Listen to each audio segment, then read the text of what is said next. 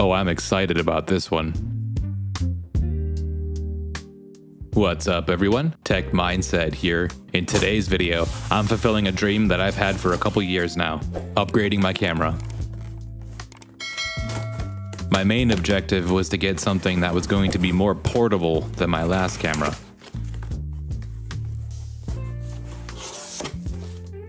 And while this one requires a couple pieces to rig it out properly, it should still be a fraction of the size of my other camera, and more importantly, weigh a lot less.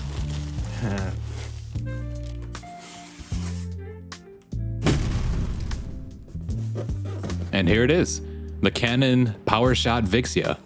No, I'm just kidding. It's the R5C.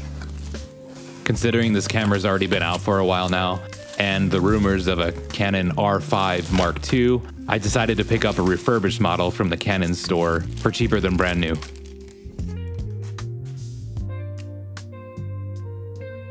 I was playing around downloading test footage of the R5 and the R5C. Even with the 7900 X3D and RTX 4090 in DaVinci Resolve Studio, it chugged when trying to work with the H.265 files.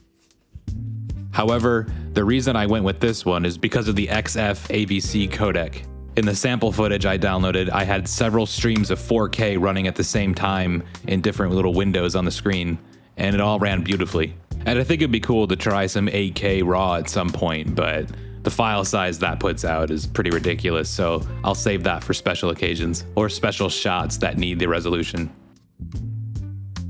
I won't drill too much into the negatives here because every other video about this camera does it, but if this is the first video of the R5C that you've seen, some of the negatives are that the battery life of the compatible batteries doesn't last very long, so you want to make sure to use external power, and you need that external power to run the highest resolutions. Otherwise you lose access to some features because of the lack of power.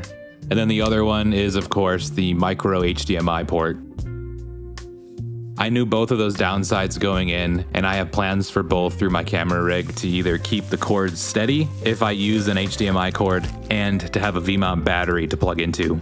As you can see, there's lots of buttons all over. This camera is pretty customizable when it comes to that. I was also considering the R6 Mark II, but because of the XF AVC format and the cooling fan on the R5C, that's why it won out over the R6 Mark II.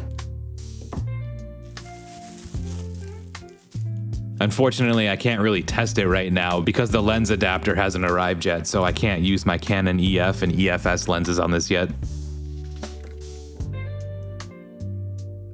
I've never cleaned the sensor on my T3i in all the years that I've owned it, so I think that'll have to be another video when I get the cleaning supplies. Hit the like button if you'd like to see that video.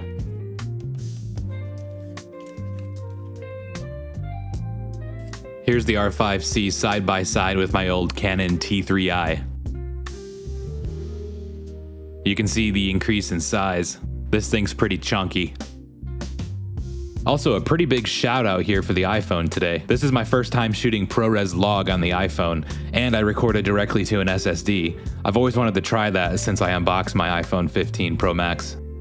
If you like what you saw and you want to see more videos like this, hit the subscribe button. That's all for this one, and I'll catch you in the next one. Later.